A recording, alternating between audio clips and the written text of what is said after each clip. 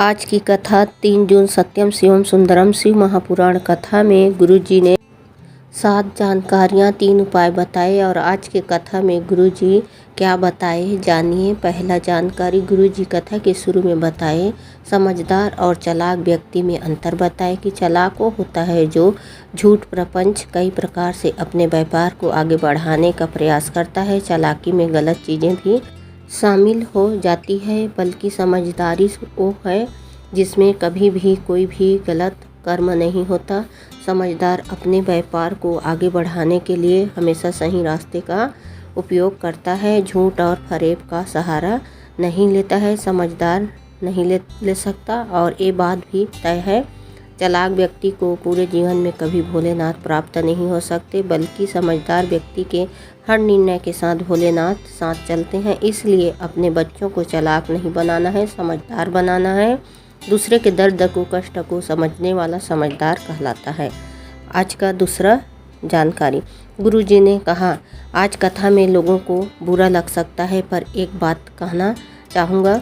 पहले के समय में व्यक्ति को बैठाया जाता था, चौकीदार को रखा जाता था कि अंदर कोई कुत्ता या जानवर ना आ जाए। और आज के समय में घर के दरवाजे में कुत्तों को बैठाया जाता है कि कोई इंसान अंदर ना आ जाए।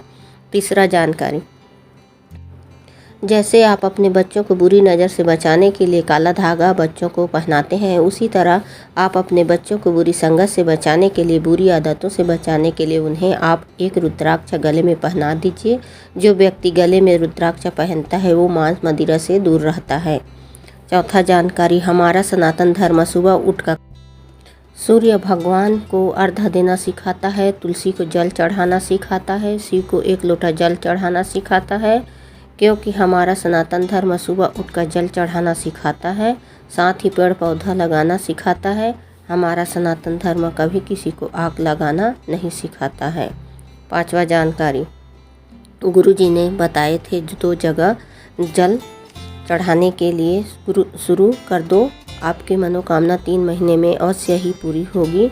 आप 3 महीने लगातार जल चढ़ाना शुरू कर दो। जीवन में कितनी ही तकलीफ क्यों ना हो, जीवन में कितनी ही परेशानी क्यों ना हो, गुरुजी ने कहा, अगर आप ठेला लगा रहे हो या कोई छोटा बिजनेस कर रहे हो या कोई बड़ा बिजनेस कर रहे हो या आप कोई नौकरी भी कर रहे हो, तो आप 2 जगह जल चढ़ाना शुरू कर देना है।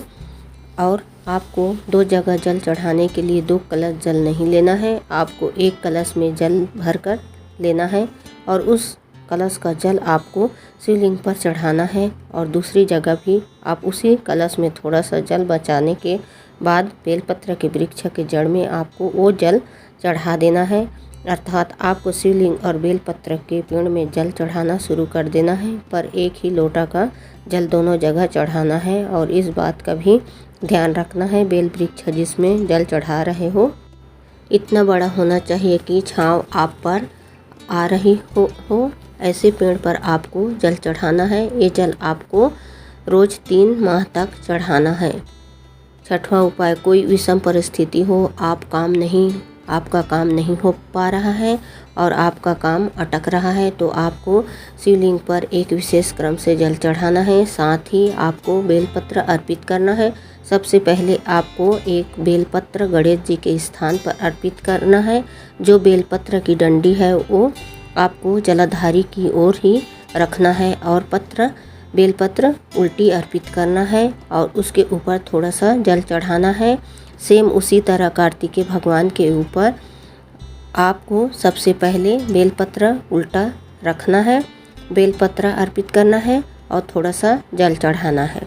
फिर अशोक सुंदरी के स्थान पर आपको उल्टा बेलपत्र रखना है और थोड़ा जल चढ़ाना है।